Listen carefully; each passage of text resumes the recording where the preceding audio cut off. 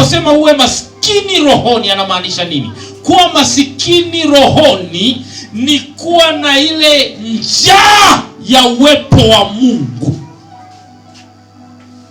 Ni mtu mwenye njaa ya uwepo wa Mungu ndiye aliye maskini, muhitaji. Tunaposema maskini maana yake ni muhitaji. Unapokuwa muhitaji maana yake una njaa ya uwepo wa Mungu. Anasema heri wale ambao wana njaa hawajashiba. Watu wengi sana wa Mungu tumefika mahali hatupati yaliyo ya Mungu kwa sababu tunajiona tumelizika katika mambo ya kiroho. Paulo anaandika, anawaonya watu, anawaambia hivi: angalia mtu asijizanie kwamba amesimama asije akaanguka. Anayejizania amesimama asije. Maana yake watu wote wa Mungu wanatakiwa wawe masikini wa roho, yani wahitaji kila siku wa neno la Mungu. Hata hapa napoanza kuhubiri, ukiwa ni tajiri wa mambo ya rohoni, utaona kwamba ili hubiri alikufanya. Mtu ambaye anajiona tajiri wa mambo ya rohoni, neno la Mungu alimfanya. Lakini masikini wa mambo ya rohoni, kila neno ni muhimu kwake. Haleluya. Bwana Yesu asifiwe sana. Na Yesu anahitaji watu wawe masikini wa mambo ya kiroho, maana yake wenye njaa na uwepo wa Mungu.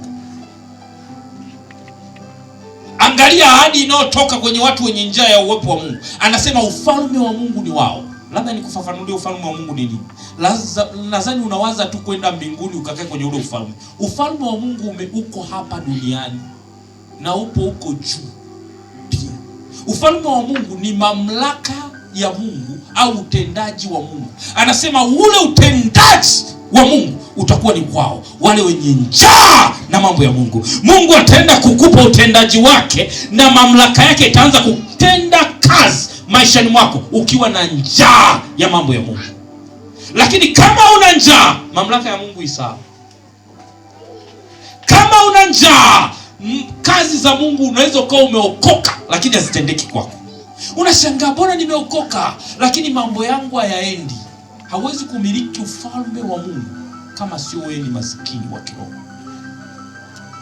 Unatakiwa uwe maskini rohoni ili uweze kumiliki mambo ya kimungu. Na maskini wa kiroho ni mwenye njaa, mwenye kiu, mwenye shauku na mambo ya Mungu. Hiyo ni namba moja. Bahati mbaya leo tuna kanisa ambalo limelizika. Mtu anakuambia kwamba nina miaka 3 nimesali. Hiyo miaka 3 ndio CV yake ya kumuonyesha kwamba ni Mkristo. CV yako ambayo inaweza kukuonyesha wewe ni Mkristo uliye hai ni Mkristo mwenye njaa. Hebu mgeukie jirani yako, ameshaanza kula.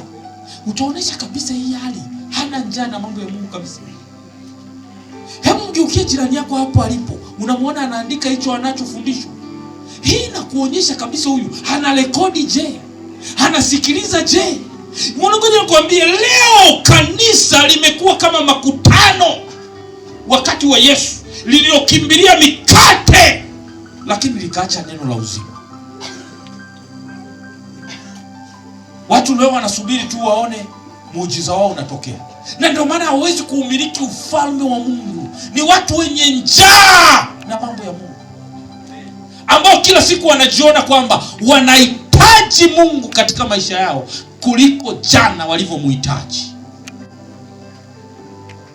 Ninaeleweka? Wangapi mnanielewa vizuri?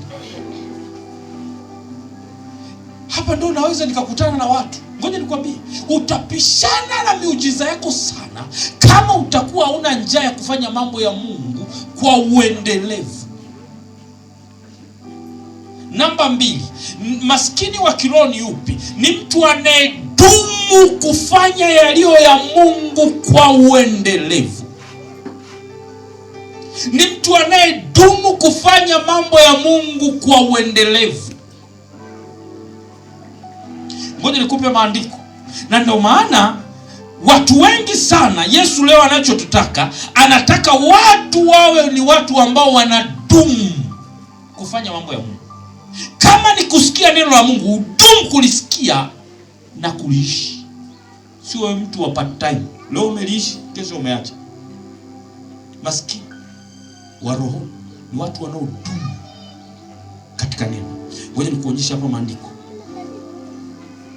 Hata kama wewe ni kiongozi wa kanisa, hata kama ni mchungaji kama mimi, hata kama wewe ni mzee wa kanisa, hata kama umesoma Biblia ukamaliza vyuo vyote, lakini kama hujadumu katika lile fundisho,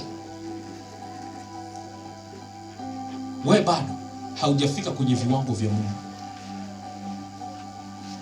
Maskini wa roho ni watu ambao wanadumu kuhitaji mambo ya Mungu, wanadumu katika fundisho la mambo ya Mungu. Katika waraka wa pili wa Yohana sura ya 1 mstari wa 9 inasema, kila apitaye cheo wala asidumu katika mafundisho ya Kristo, yeye hana Mungu. Yeye adumuye katika mafundisho hayo, huyo ana Baba na Mwana pia.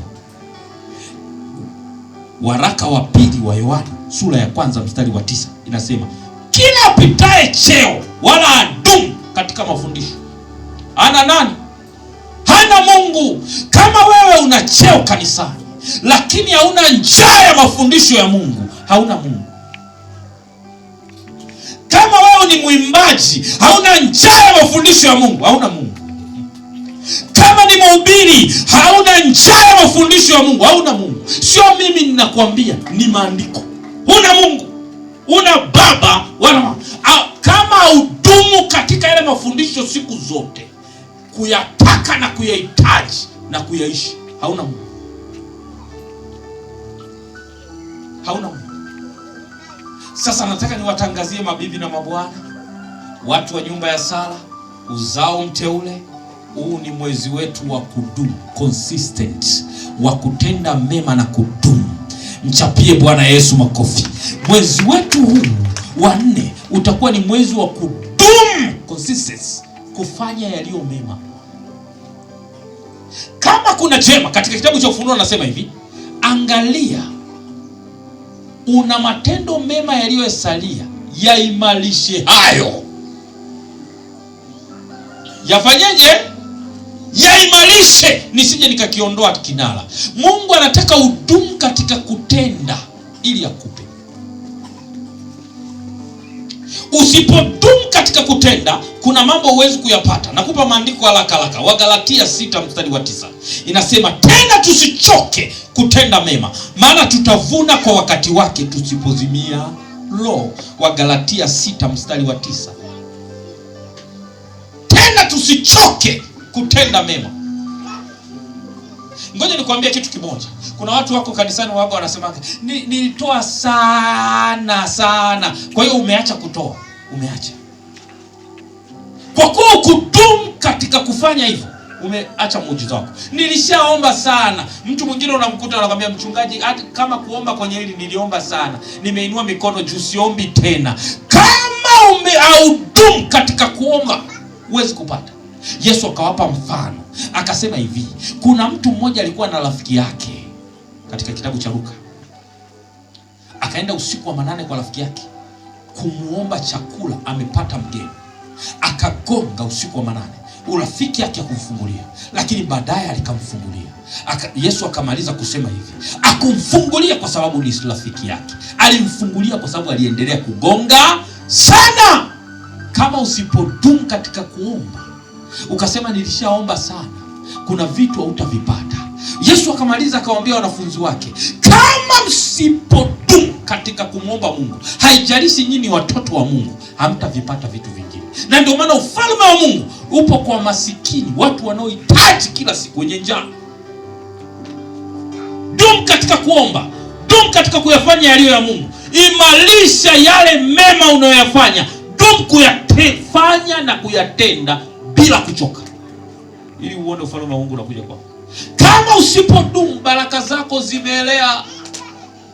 Kama usipodumu kuyafanya, huwezi kubarikiwa. Kama usipodumu, dumu kuwa na consistency ya kufanya jambo, hata katika masuala ya biashara, hata katika masuala ya kuendesha chochote katika maisha. Kama ufanyi jambo moja kwa muda mrefu, huwezi kupata matokeo. Huwezi kupata matokeo. Huwezi kusema nimefanya jana, leo naacha. niliomba jana, leo nimeacha. Acha huu Kristo wa kusema kwamba nilisali Jumapili ile, Jumapili hii siendi kusali. Huu Kristo hauna matokeo. Ukristo ni wenye matokeo, ni Ukristo unaodumu kufanya yaliyo ya Mungu. Kama unataka matokeo, nataka nikutangazie kabisa, kama unataka matokeo, usije ukamlaumu Mungu. Kama unataka matokeo, usije ukasema ninasali nyumba ya sala. Kama unataka matokeo ya ufalme wa Mungu, dumu katika kufanya, dumu katika kuabudu. Usiwe leo umeabudu, kesho haupo. Usiwe leo umesali, kesho haupo. Ngoja nikwambie, matokeo hayaji hivyo. Hebu mgeukie jirani yako, mwambie matokeo hayaji hivyo kwenye ufalme. Hayaji. Lazima udumu kuyafanya yaliyo ya Mungu. Anasema tusichoke kutenda mema, kwani tutavuna kwa wakati wake.